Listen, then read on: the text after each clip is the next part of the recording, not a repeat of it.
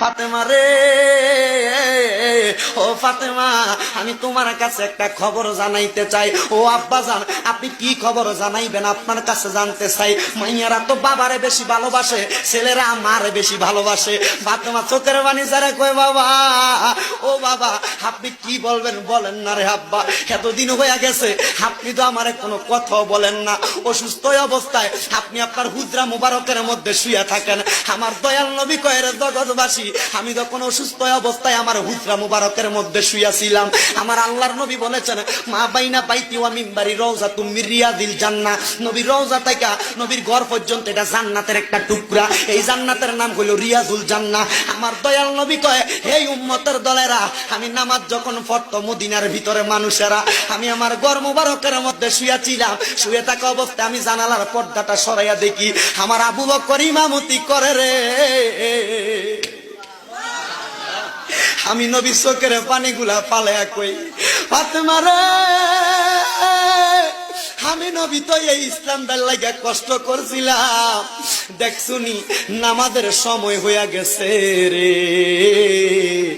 আমার মুসল্লিরা আমি নবীর অপেক্ষা না কইরা সময় চলে যায়, তারা নামাজ পড়তাছে। আমার দয়াল নবী আল্লাহর দরবারে হাত তুলা কয়, মাবুদ রে, ও দয়াল আল্লাহ, কিয়ামতের আগ পর্যন্ত আমার উম্মতেরা যদি এমন ভাবে নামাজ পড়ে রে, আমার উম্মত রে, তুমি আল্লাহ জান্নাত ছাড়া জাহান্নাম দিও না। আমার গভীর মনোযোগ দিবেন। তাহলে আমার নবীকে আমার আল্লাহ যে ইন্তেকাল করাইছেন, মানে স্থানান্তর করছেন, আমার নবী নবীর উম্মতদেরকে শিক্ষা দেওয়ার জন্য কি করছেন একটু বুঝবেন। বাজান আমার দয়াল নবী মিলাদুন নবীর আলোচনার ধারাবাহিকতায় আলেমগণ হুজুরগণ অত্যন্ত সুন্দর আলোচনা করেছেন বাজানো।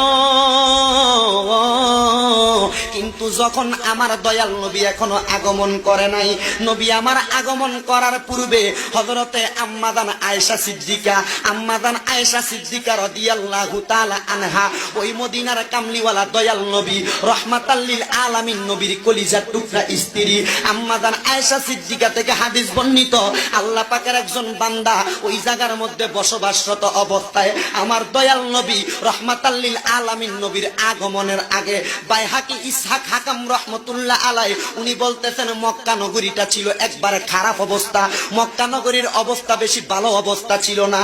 আমার দয়াল নবী আগমন করার পূর্বে ওই মক্কা নগরী মানে নবীদের বাড়ি মুবারক, তার সামনে নবীর হুজরা মুবারক, ঘর মুবারকের সামনে একটা ইহুদি বসবাস করত। ওই ইহুদিরা ওই জায়গায় থাইকা ব্যবসা বাণিজ্য করত, কাজকর্ম করত এবং তার মাল সামান গুলা মক্কা নগরীর মধ্যে বিক্রি করত। ওই ইহুদির একটা কাজ ছিল, ইহুদিটা মানুষের হাত দেইকা, মানুষের চেহারা দেইকা অনেক কিছু বলতে পারতেন। ওই ইহুদিটা যখন বলতে পারতেন, ইহুদিটা একটা অভ্যাস ছিল, সে বেশি বেশি তাওরাত কিতাব তেলাওয়াত করতেন। কি কিতাব? জোরে কর না, কি কিতাব? 4টা কিতাব, তাওরাত, জাবুর, ইনজিল, কোরআন। এই কোরআন আমার নবীর উপরে আল্লাহ নাজিল করেছেন। ইহুদির অভ্যাস ছিল, ইহুদিটা তাওরাত কিতাব পড়তেন। ইহুদিটা যখন তাওরাত কিতাব পড়তেন রে, তাওরাত কিতাব পড়তে পড়তে পড়তে পড়তে পড়তে পড়তে উনি তাওরাত কিতাবের এক অংশের মধ্যে পাইলেন, তাওরাত কিতাবের মধ্যে লেখা আছে কুরাইশ বংশ নামক একটা বংশ আছে, ওই বংশের মধ্যে অনেক মানুষ বসবাস করে। কিন্তু আমার আল্লাহ পাক রব্বুল আলামিন আখিরি জামানার মধ্যে হযরতে খাজা আব্দুল্লাহর ঘরের মধ্যে, হযরতে মা আমেনার রেহমানি এই কুল মুবারকের মধ্যে আমার আল্লাহ পাক রব্বুল আলামিনের ইসলামটাকে পরিপূর্ণ করার জন্য এমন একজন নবী পাঠাইবো, যেই নবীটা হবে রাহমাতাল লিল আলামিন। সুবহানাল্লাহ। আমার মদিনার কামলিওয়ালা দয়াল নবী রাহমাতাল লিল আলামিন নবী এখনো পর্যন্ত আগমন করে নাই, আগমন করে নাই। ওই ইহুদি লোকটা ওই জায়গার মধ্যে বসে থাকা অবস্থায় ব্যবসা বাণিজ্য করে, দোকানপাটে অনেক মানুষই তো আগমন করে। অনেক মানুষের মধ্যে কুরাইশ বংশীয় লোকগুলারে 12ই রবিউল আউয়াল সোমবার দিন আসার আগের দিন রবিবার রাত্রবেলা ওই ইহুদি লোকটা কুরাইশ বংশের মানুষে ডাক দিয়া কয়, কুরাইশ বংশের মানুষেরা রে, ও কুরাইশ বংশের মানুষেরা তোমরা কি একটা খবর জানোনি? বলে কি খবর? আজকে কি তোমাদের বংশে এমন কোন মানুষ আসছে, এমন কোন সন্তান জন্মগ্রহণ করছে? কুরাইশ বংশের লোকেরা কয় আমরা তো এমন কোন সংবাদ জানি না। হঠাৎ করে ওই ইহুদি লোকটা ডাক দিয়া কয় তোমরা যেহেতু কোনো সংবাদ জানো না, খবর জানো না, আমার কাছ থেকে একটা খবর জানিয়া লও, শুনিয়া লও। এই কুরাইশ বংশের মধ্যে 12 রবিউল আউয়াল সোমবারের সুবহে সাদিকে ফজরের নামাজের পূর্ববর্তী সময়ে এমন একজন নবী আগমন করবে, যেই নবীদি দুনিয়ার টাকা পয়সা ধন দৌলতের পাগল হবে না, ওই নবী শুধু উম্মতের জন্য পাগল হবে।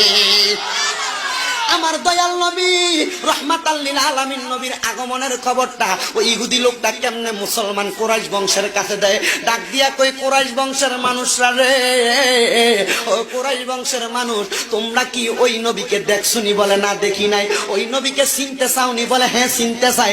বলে ওই নবী